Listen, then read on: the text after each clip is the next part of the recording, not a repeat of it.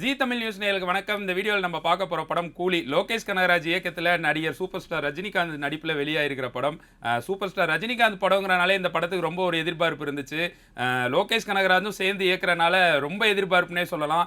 அது மட்டும் இல்லாமல் இதில் நடிச்சிருக்க கேஸ்ட் அண்ட் க்ரூ வந்து மிகப்பெரிய ஒரு ஜாம்பவான்கள்னே சொல்ல முடியும். அவ்வளோ பெரிய சூப்பர் ஸ்டார்ஸ் கூட எல்லா பெரிய ஸ்டார்களையும் போட்டு லோகேஷ் கனகராஜ் ஒரு படம் எடுக்கிறாருங்கிறப்ப இந்த படத்துக்கு ரொம்ப எதிர்பார்ப்பு இருந்துச்சு. எப்பயும் இல்லாத ஒரு மிகப்பெரிய ஹைப்னே சொல்லலாம். படத்தில் யாரெல்லாம் பண்ணியிருக்காங்கன்னு கேட்டிங்கன்னா, சத்யராஜ், உபேந்திரா, நாகார்ஜுனா, அமீர் கான், மலையாள ஆக்டர் சௌபின் அப்படின்னு சொல்லிட்டு ஒரு பெரிய பட்டாளத்தையே வச்சு எடுத்திருக்கிறாரு. கூட வந்து ஸ்ருதிகாசன் வந்து நடிச்சிருக்கிறாங்க. ஸ்ருதிகாசனுக்கு வந்து ஒரு சின்ன கேரக்டர். அந்த கேரக்டர்ஸ்லாம் நம்ம வெளியே சொன்னோம்னா அது வந்து படத்தை வந்து ரிவீல் பண்ணுற மாதிரி ஆயிரும். அதனால கேரக்டர்ஸ்லாம் இவங்க எல்லாருமே அதில் பண்ணியிருக்கிறாங்க. எல்லாரோட நடிப்புமே பயங்கரமாக இருந்துச்சுன்னு தான் சொல்ல முடியும். படத்தோட கதை என்னன்னு கேட்டிங்கன்னா, 30 வருஷத்துக்கு முன்னாடி நண்பனாக இருக்கிறாரு சத்யராஜ். சத்யராஜை வந்து ஒரு சின்ன ஒரு விஷயத்தினால வந்து கொலை பண்ணிடுறாங்க. அவரை வந்து கொலை பண்ணது வந்து ஒரு இயற்கையான மரணம்னு தான் நம்ப வச்சிருக்கிறாங்க. ஆனால் வந்துட்டு அது இயற்கையான மரணம் இல்லை அப்படின்னு சொல்லி ரஜினி வந்து கண்டுபிடிச்சி அங்கே உள்ளே வராரு. உள்ளே வர பக்கம் ஸ்ருதிகாசன் வந்து சத்யராஜோட பொண்ணு, அவங்களுக்கு 3 பொண்ணுங்க இருக்கிறாங்க.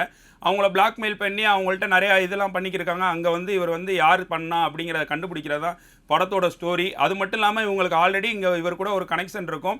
அதெல்லாம் வந்து படத்தில் வந்து ரிவீல் ஆகிட்டே இருக்கிற இடத்துல வந்து ரொம்பவே நல்லா படத்தோட ஸ்க்ரீன் பிளே வந்து பயங்கரமாக தான் கொண்டு போயிருக்காருன்னு சொல்ல முடியும் டைரக்டர். அதாவது வந்து லோகேஷ் கனகராஜுக்குன்னு ஒரு தனி ஸ்டைல் இருக்கும். அந்த ஸ்டைலுக்காகவே எல்லாருமே பயங்கர ஒரு ஃபேன்ஸாகவே ஆகிட்டாங்கன்னு சொல்ல முடியும்.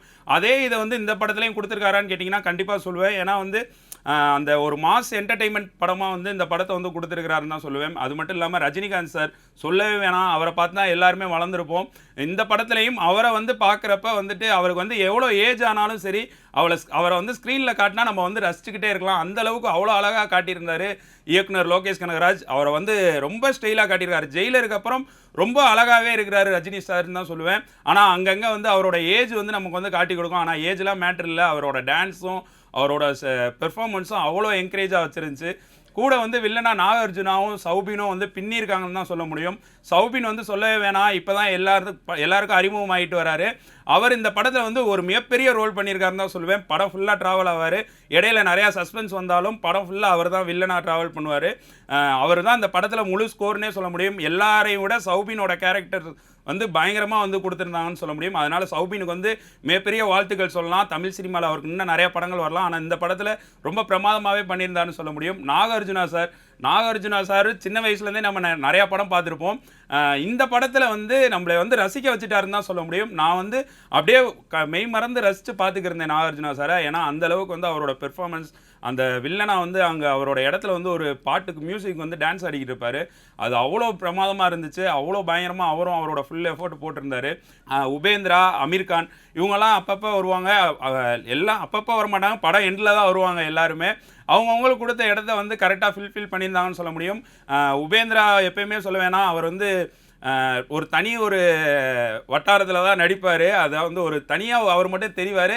இந்த படத்துலேயும் அவரோட கேரக்டர் வந்து தனியாக தெரிஞ்சிச்சுன்னு சொல்ல முடியும். படம் ஃபுல்லாக வரலைனாலும் கடைசியில் வந்து நல்லாவே ஸ்கோர் பண்ணியிருப்பார்.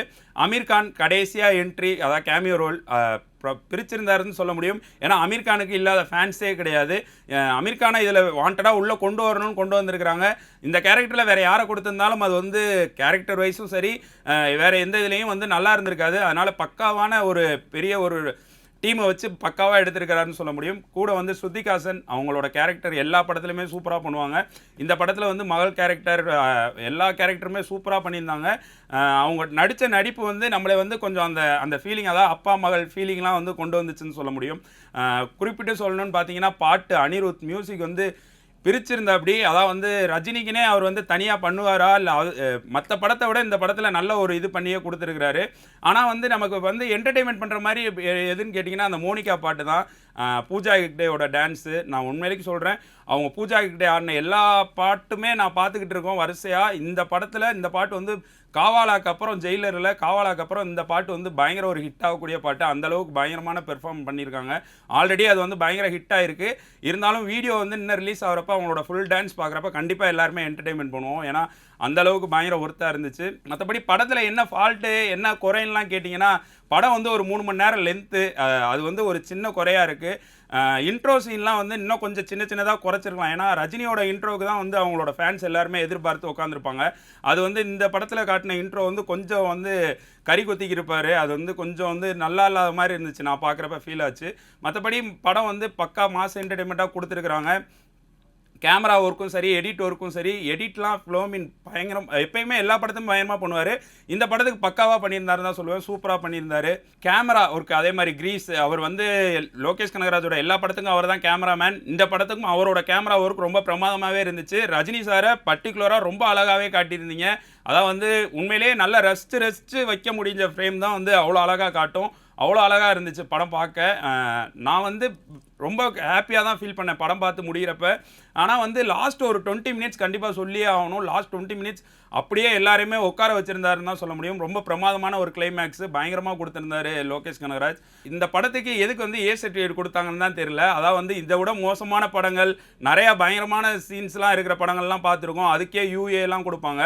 இந்த படத்தில் நான் பார்த்த வரைக்குமே ஒன்றுமே 18+ கண்டென்ட்டும் இல்லை. பிளட்டும் அவ்வளோவா தெரிக்கிற மாதிரி அவ்வளோ ஒன்றும் வைலேஷன்லாம் அவ்வளோ ஒன்றும் பயங்கரமான பெரிய வைலேஷன்லாம் இல்லை. ஏன்னா நார்மலான ஃபைட்டு எல்லாமே கேஷுவலாக நடக்கிற இடத்துல ஒரு சின்ன ஃபைட்டு தான்.